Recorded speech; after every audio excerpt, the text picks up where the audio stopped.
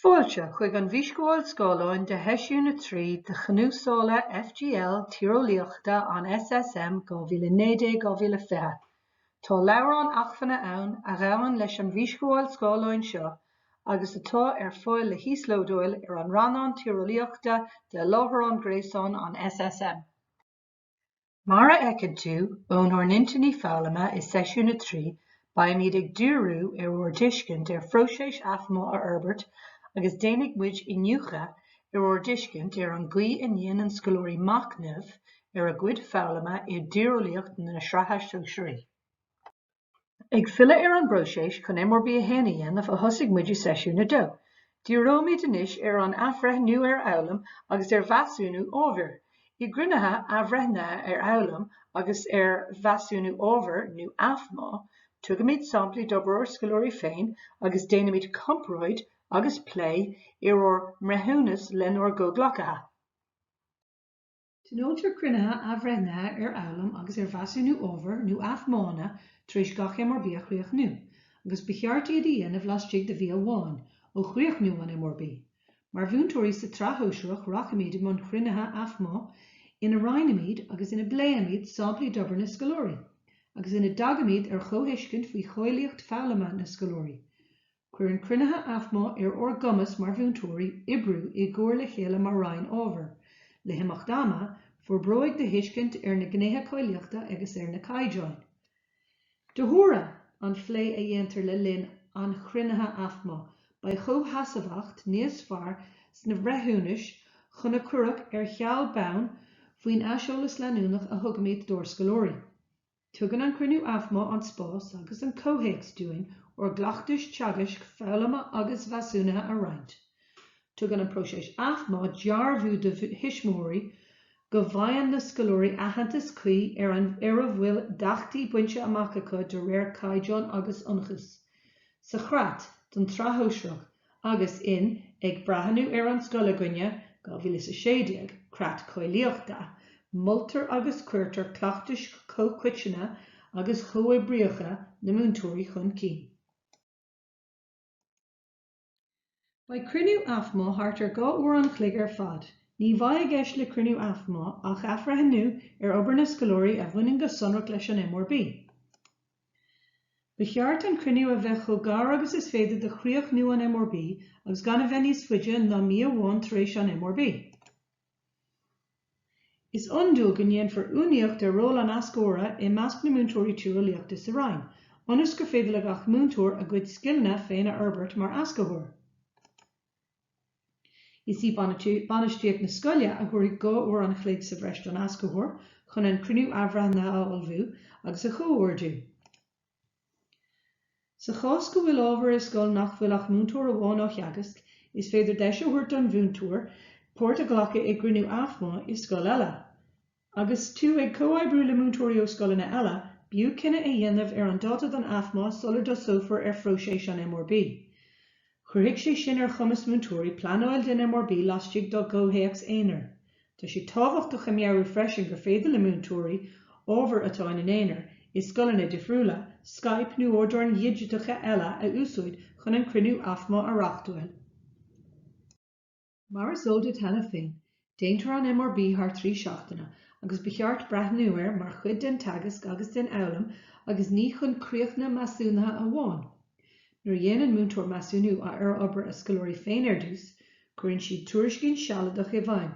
Tionóltar an cruinniú aifmá laistigh de bhí tar éis an MRB a chríoch nua. Tar éis an cruinnithe aifmá breithníonn gach múntóir an measúnú a rinne ar obair a gcuid scoileoirí féin bunathe ar thuairthaí an cruinnithe agus, nuair is gó, déanann sé cogairtithe cuí ar a gcuid tuairiscíní sealadacha. Is é an múntóir ranga a chuineann tafad de na tuairiscíní deire a bhrontar agus roinntúir é sin le príomhaide na scoile. Úsáidir na tuairiscíní chun dul chun cinn agus gnóthachtáil a thuairisciú de huismóirí nó cuéimhnóirí agus scoileoirí mar chud de nósanna imeachta tuairisciú leanúnach na scoileanna, agus trí phrófáil gnóthachtála na sreatha seoisirí an PGSS. Smaointe machnamha ar bhróiseas aifmá. Maíoch an tú ar leathnach 22 de leabharán Feici tú roinnt trúirlínta mada leis an méid a dhéanann tú ribh le linn agus tar éis an cruinnithe athmá. Tógán chun an íscúil scólann seo a chur sos agus ar feadh 3 nóiméad le gach chuid de phróiséis cruinnithe athmá agus bí ólach ar ról an bhúntóra agus an ascóra ar aon. Tar éis an cruinnithe athbhreithnithe ar eabhlam agus ar bheasúnú ábhar chuir an téascóir tuairiscóil ar an grinú faoi bhráid an phríomhaide. Is féidir template de thuairiscóil an ascóra mar a haspáinte ar an scóláin inis ó oil ar leathanach 35 de chruirlínta measúnathe an CNCM. I gceann nóiméad, tá mé chun físeán de cruinniú athmá óíochta a haspáintead agus cé gur ábhar difriúil é tá próisis mar an ggéine. Is sampla é de chleachtas teagas borán túil a bhí múntóirí coláiste trasa ceann turc cúnta churcií canálta go leor le roinnt linn. Feici tú an bhíseán seo an plé garamúil a bhí idir na múntóirí, bhhailm tú fechantar an bhíseán agus díriú ar ról an ascóra agus na scileanna a léirigh siad, an chleachtas chomhaidbríoch a haspána na múntóirí agus úsáid na ngnéithe choilíochta mar atá leagtha amach i drórlínta measúnathe an CNCM. Agus tú i ggéisteach leis an bhíseán tá template le fóil ar leanach 23 tríd an leabhar chun de smaointe a hafada. Cad a thuirlíonn ag cruinniú athmá. Chur an físcúil scóláin seo ar sos anois, ar feadh thart ar 5 nóiméad chun fechantar íseán de cruinniú athmá agus de chud smaointe a hafada ar leathanach 23 tríd de leabhar. Tá an físeán seo ar fóil chun fechant ar an leagán béarla den ranán tuairlíochta de láthair an gréasáin an SSM faoi cheardlann FGL 2019-2020 mar a ectar ar an scóláin. Laistigh dó ranna ábhair roimhe seo d'éidirmis roiil agus bailí a ghlacha chun idirghníomhú lena chéile a d'orbair le himeachta ama. I gruinniú athmá is tábhachtach a meabhrú gur garamathe muid ile, póirte ghlacha sa phróiséis chun obair orscalóirí a roinnt agus a phlé ionas gur féidirlinn cóthuiscint a chothú faoi cháilíocht a gcuid fálamha. Tá sí tábhachtach go mbeidh gach duine sa bháilte agus suaimhnach chun a gcuid tuairimí a chur anúil agus ceistena a chur. Déananig gach rainn ábhar cruinniú athmá tar éis gach MRB a chríoch nu, agus cruinniú athmá á phleanáil agus ó stiúra tá sí tábhachtach na céimeanna seo a leannas a ghlacha. Is é an chéad céim ná ascóthóir a anam nu, laistigh do rainn ábhar. Nuair a thosaíonn an cruinniú athmá tosaigh an tascóir ar an próiséis chun na píosaí oibre a thuairt isteach ag tosú leis an tuairiscín sealadach ionchais le buint amach fós. Ina dhéag sin ag teacht leis na hanclis agus mar sin de. Bíonn an tascóirí gceannas ar an blé agus cuairlíonn sé don na múntóirí breathnú ar na gnéithe coilíochta a bhfuil teachtarthú ar leathanach 15 agus 17 den leabhar. Má hagann siad ar chomhain tú, déanann an tascóir nóta de sin agus bogann an grúpa ar ráid go dtí an chéad píosa oibre eile.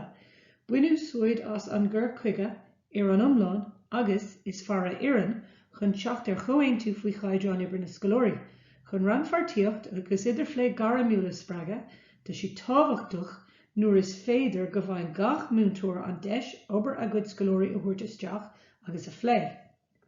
Ag deireadh an phróiséis athmá, tiomsóigh an tascóir tuairiscóil chomhaontaithe an ascóra agus cuirfidh sé faoi bhráid an phríomhaide í. Le linn an chruinnithe athmá mar a féidir teacht ar aon intin faoi chaidreán píosa oibre óire, buintriú sóid as an gur chuige ar an iomlán agus is fearr éireann agus breithnítear ar na samplaí annotáilte d'obair na scoláirí atá ar fóil ar www.curriculumonline.ie.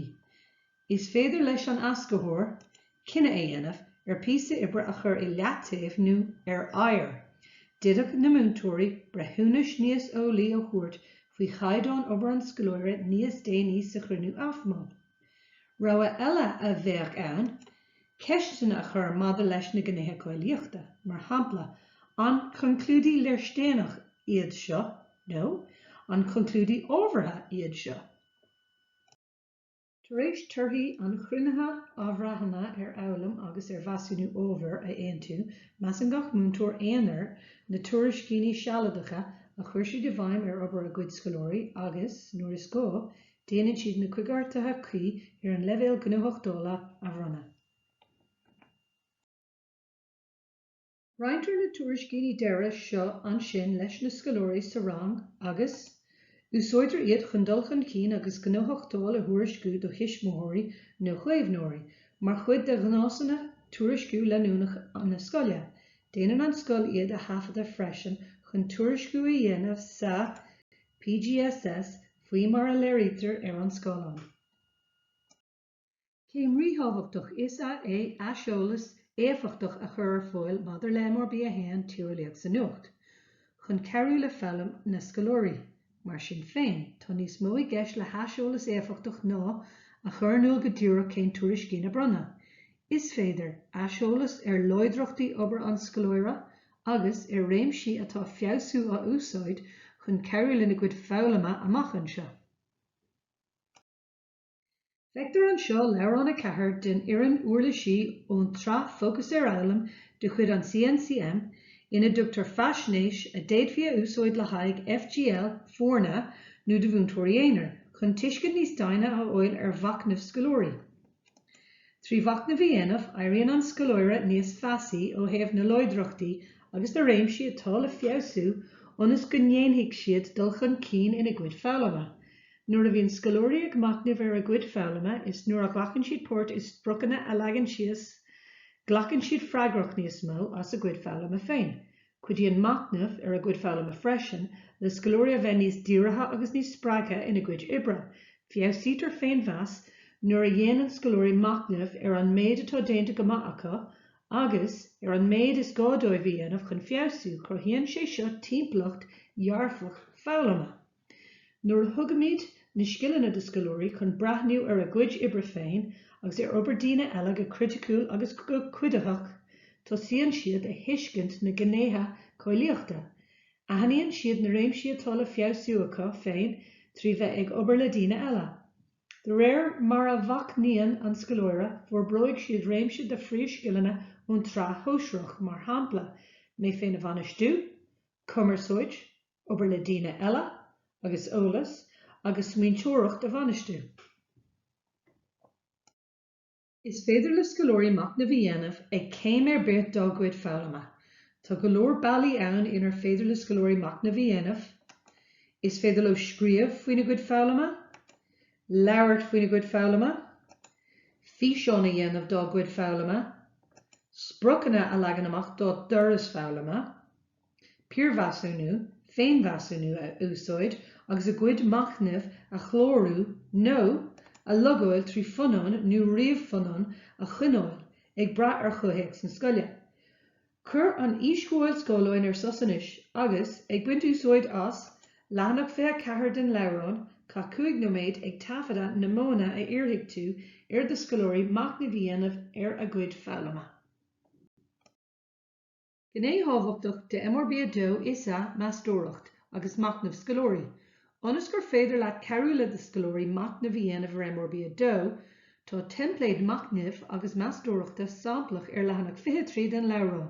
Tá sé seo le feiceáil freisin i drórlínta measúnatha an CNCM. Tá an tasc measúnatha ar leibhéal commónta.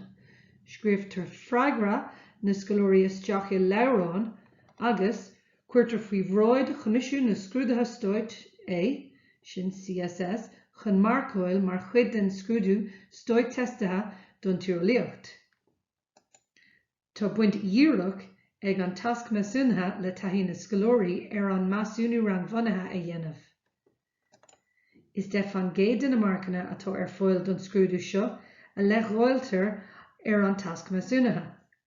Chur an íscóil scáileáin seo ar sos ar feadh trí nóméidenis agus léigh sios trí na gnéithe macnamhacha den eaglaim a bheith san uirmh sa tasc measúnatha.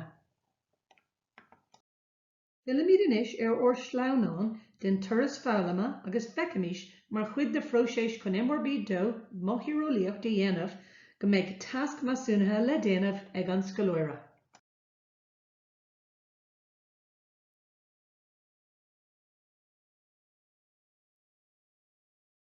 Bruntar prófiúil gnuachtála na sreatha sóisiúí nó PGSS ar scoláirí nuair a bhíonn siad san idirbhliain nó sa cúigiú bliain. Is tafad é an nganóthach dóil tharna 3 bliana den tra hóisreach. Sa chós nach gurran scolóirí éon obair isteach do masúnú rangmhonatha ní féidir tuairiscíonn a bhronna, mar nach bhfuil éon obair ann le cur igmórtas leis na gnéithe coilíochta. Sna cosna sin, ba chóir gan tuairisciú a ranú nuair a bhíonn torthaí ó nionchar don PGSS. Colú agus a hen or good scolóirí isteach sa chéad bhliain agus a thosaíonn siad áflé le tíreolaíocht na Seatha Sóisirí, tá sí tábhachtach go núsóidimid teanga an bhasúnatha sa trá hóisreach leo. I gcós ó códaí masúnú, simthach nós tríalacha is í an teanga a úsáidtear gnótha, tiltanas, word tiltanas agus arella. Mátá scolóirí ag leanúint clór fólama levéile dó, CFL a dóana, tugtar tuairisc na héanad tosíochta fálama atá buinte amach acu. Ní chuirfar ach ATF-na a buine amach san uireamh an PGSS. Bíonn tuairisc sa PGSS freisin réimsí eile fálama. Tá sí tábhacht go freisin go ndéanam muid na mar bhúntóirí macnamh ór doras fálama. Tá deise go inis na ceistéir an scóláin a bhreithnú. Chur an íscóil scólan seo sos feadh 5 nóméid chun macnamh a dhéanamh na ceistena seo agus nótaí a dhéanamh leathanach 24 den leabhrán. Is féidir leat na nótaí seo úsáid chun carú le pleanáil I do rainn ábhair níos fuide anon. Tá an próiséis macnamhach seo ina grothítear tróchlár rinne tá sé ag teacht le cleachtanas cóchuitin agus cóhaibríoch na múntóirí thargar muid níos luatha dó, nuair luigh muid ag brathnú an scoil a gcuine 2016 creat coilíochta. Filimid inis ornaíonn sin fálama. I gcearlan na héin, d'orbar muid discint thuirthaí fálama mar chud den próiséis planála agus ghainnig muid discint na próiséis teagasc fálama agus bhasúnatha atá ag éist in MRB a héin. I gcearlan na dó, ghainnig muid discint an dóí le MRB a dhéanamh I tíreolaíocht na Seatha Sóisirí agus rinne muid inniucha na gnéithe coilíochta do MRB a héin tíreolaíocht sa nuacht. I gcearlan na trí, chuir muid le discint an bróiséis athmha agus rinne muid inniucha discint na bealaí ina ndéanann scolóirí macnamh a gcuid fálama I tíreolaíocht na Seatha Sóisirí. Roinnt de na hachfaní a úsáide agus muid ag ferbert na bhíscomhálacha scáileán seo, tá siad le fóil leathanach 25 den leabhrán. Tá na príomhlátharán gréasáin a ndéantar tagart dóibh fud na seisiún leathanach 26 den leabhrán. Le haig achfaní breise agus eolas imachtaí agus heminar gréasáin, féach an ranán tíreolaíochta de thaobh gréasáin an SSN bhan rialta agus leanmuid Twitter ag JC for Teachers agus ag JCT Geography. Gurmh maithagad as éisteacht, breathnú agus Pórtachacha san FGL iarúil seo.